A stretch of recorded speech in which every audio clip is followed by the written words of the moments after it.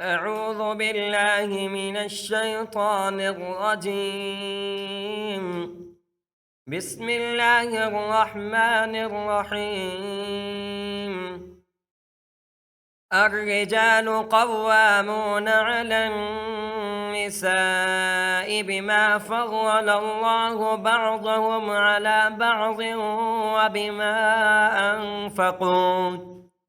وبما أنفقوا من أموالهم، فالصالحات قانتات حافظات للغيب بما حفظ الله، واللاتي تخافون نشوزهن فعظوهن واهجروهن في المضاجع واضربوهن، فإن أطعنكم فلا تبغوا عليهن سبيلا، إن الله كان عليا كبيرا.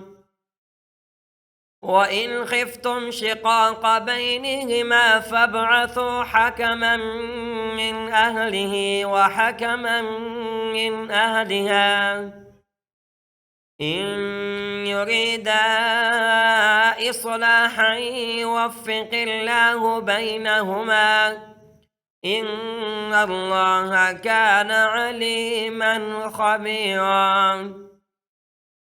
واعبدوا الله ولا تشركوا به شيئا، وبالوالدين إحسانا، وبذي القربى واليتامى والمساكين والجار ذي القربى والجار الجنب والصاحب بالجنب وابن السبيل وما ملكت أيمانكم، إن الله لا يحب من كان مختالا فخورا.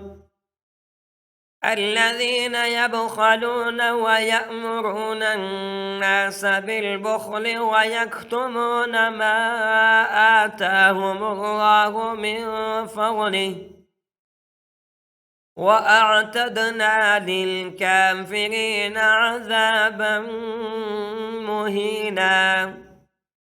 والذين ينفقون أموالهم رياء الناس ولا يؤمنون بالله ولا باليوم الآخر، ومن يكن الشيطان له قرينا فساء قرينا. وماذا عليهم لو آمنوا بالله واليوم الآخر وأنفقوا مما رزقهم الله، وكان الله بهم عليما. إن الله لا يظلم مثقال ذرة، وإن تك حسنة يضاعفها ويؤت من لدنه أجرا عظيما.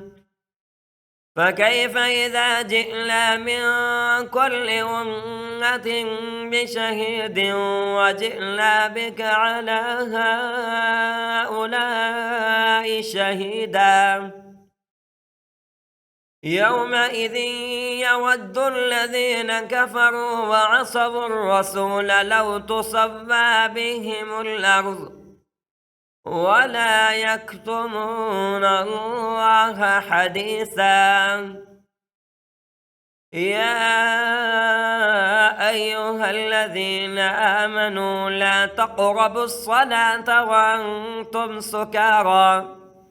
وأنتم سكارى حتى تعلموا ما تقولون، ولا جنبا إلا عابري سبيل حتى تغتسلوا، وإن كنتم مرضى أو على سفر أو جاء أحد منكم من الغائط أو لامستم النساء فلم تجدوا ماء فتيمموا صعيدا طيبا فامسحوا بوجوهكم وأيديكم إن الله كان عفوا غفورا. ألم تر إلى الذين أوتوا نصيبا من الكتاب يشترون الضلالة ويريدون أن تضلوا السبيل والله أعلم بأعدائكم وكفى بالله وليا وكفى بالله نصيرا. من الذين هادوا يحرفون الكلم عن مواضعه ويقولون سمعنا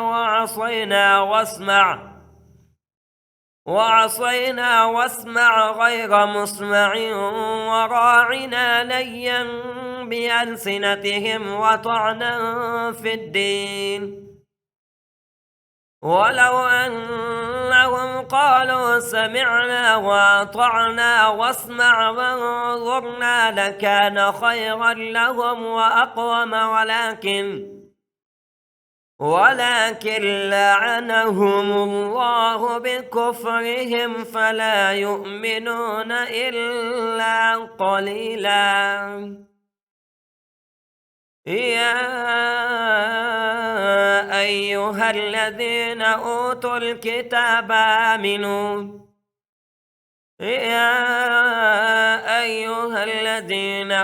الكتاب آمنوا بما نزلنا مصدقا لما معكم من قبل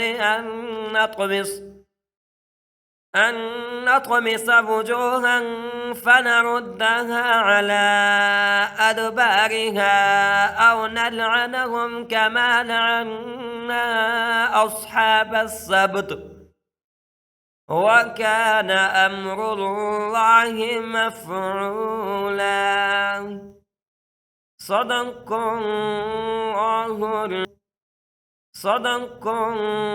الله